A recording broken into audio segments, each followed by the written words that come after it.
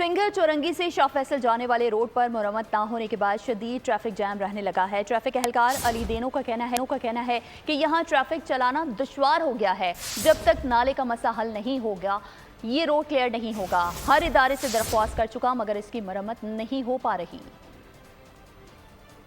ये जो नाला आपने खुद देखा है ये ओवरफ्लो होता है, ये बारिशों के बगैर भी ओवरफ्लो होता है और इस पे अपनी मतलब आपके तहत हम अपने काम भी करवाते हैं। लेकिन यहाँ पर तकरीबन हज़ारों के हिसाब से फैक्ट्रियाँ हैं कोरंग इंडस्ट्री एरिया में और लाखों जो मज़दूर हैं, जो लोग हैं यहाँ से सफ़र करते हैं। शाह फैसल, गुलशन, न्यू कराची, मलीर, ये पूरा एरिया यहाँ से गुजरता है टोटल और इंतहाई ट्रैफिक चलाना यहाँ दुश्वार हो गया है, बहुत ही दुश्वार हो गया है। पहले ये रोड सही होना ज़रूरी है या नाला खुलना ज़रूरी है? सबसे पहले नाला, सबसे पहले नाला।